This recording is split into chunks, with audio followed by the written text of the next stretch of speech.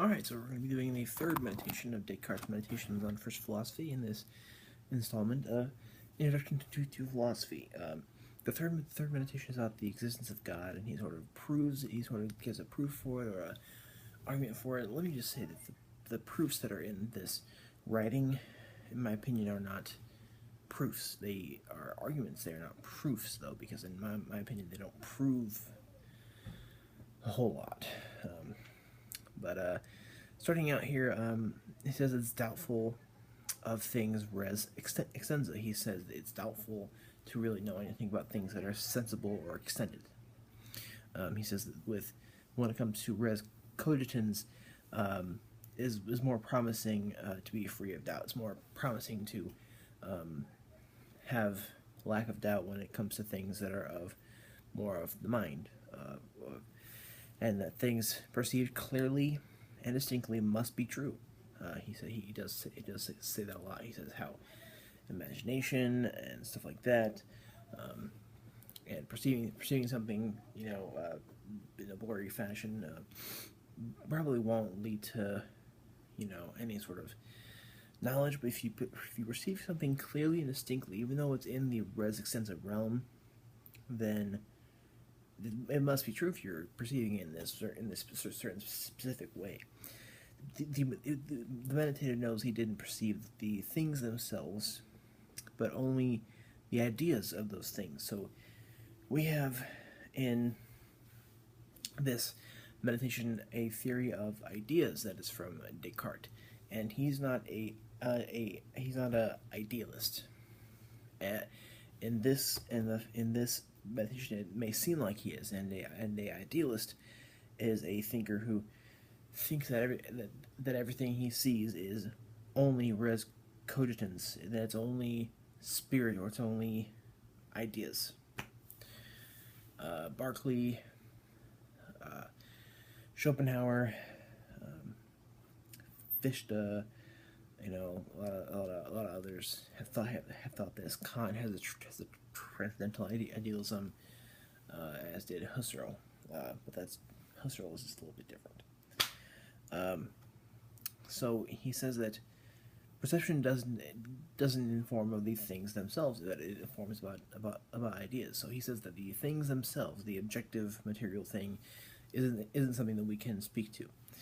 Certainty of arithmetic or geometry. He does say about how mathematical things, even though they are abstract, we do have a good authority on. And it says that no absolute certainty here. So there's no absolute certainty about such mathematical things too, because even still, there's the possibility that God or a demon might be deceiving him. So he wants to inquire about God and think about God, because there's a possibility of God deceiving him. And in the fourth meditation, he discusses about how he gives a further proof of God's existence, and he also shows that God is not the deceiver, if there is one. He classifies thought here into ideas and volitions. A idea is an image of a thing. It's not the real thing. And according to Descartes, whenever we perceive something, it is an idea and not a real material thing. And a volition is emotions, judgments, thoughts, affirmations, negations. So a volition is a perception of a idea and then an action, it's a mental action towards it. A judgment is when you affirm or deny something, and that's going to be important here later on in these meditations. Mistakes occur only with respect to judgments.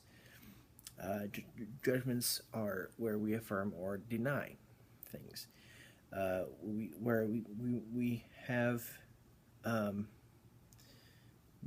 have a mistake with judgment when we think that ideas conform to objectively real things.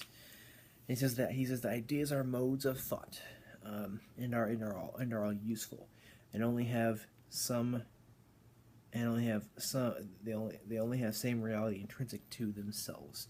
So there is reality in these ideas, but only insofar as they are ideas.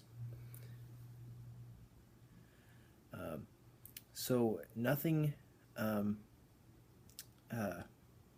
nothing has a greater reality than the cause of something. So he has a bit of a causation or causality going here, where given anything, event, or being, or whatever, the cause of it has a great amount of reality there, and we have the idea of a necessary idea versus a contingent idea. These are my words, just thinking about Descartes, about how all the ideas that we see are finite. They are sensible and they are perceptible, and how a necessary idea must be ultimately something other than a regular idea, and it has to have a certain causality with it. So a necessary idea would be like something like a first cause or a unmoved mover, but with respect to ideas. So we have a necessary thing versus a contingent thing. Very, very important distinction in philosophy, where contingent means that it's not where the cause of itself comes from outside of itself, where a necessary thing is where the cause of itself is itself. That can be a god, a first cause, unmoved mover, whatever you want to call it. So then we have the Cartesian substance. A substance is a indestructible thing which is in everything. There are two substances from Descartes: body and mind. All right, now with respect to God, God is infinite, eternal, immutable, independent, supremely intelligent, and supremely powerful, and which created both myself and everything else. God is the creator of substance, too. And God, and he also have this distinction of objective versus formal reality. That's kind of a levels of reality, where objective reality is the most reality there, and God has more objective reality than he has formal. All right, moving on here. God is the infinite substance, and he necessarily exists, and there is no doubt of in desire that he has like a finite substance. Like things like doubt, desire, weakness, malice, those are finite weaknesses that only we have, and the existence of God is indubitable. And he says, "Am I supremely perfect? I am improving towards perfection, but I'm not supremely perfect. I'm nowhere close." Because when it comes to finite beings, we are potential. We don't, and where God is all actual, God is perfect, infinitely, always has been, always will be. And if God is perfect, there's no room for improvement. And a potential being like we are moving towards a certain goal or end.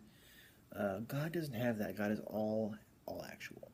Therefore, I cannot derive any existence from myself. So, basically, what we have here is a proof of God based upon the fact that there cannot only be contingent things, that there has to be some necessary or first thing, which is the cause of all the other things. It is a good, valid argument, but today you would not guess it to be sound, given science and stuff. But let me know your thoughts, and if you have any problems or questions so far, comment below, and I'll make another segment on Descartes beyond the 6 that I am making. And thank you guys for watching. I'll be back with the 4th one here pretty pretty soon, probably today.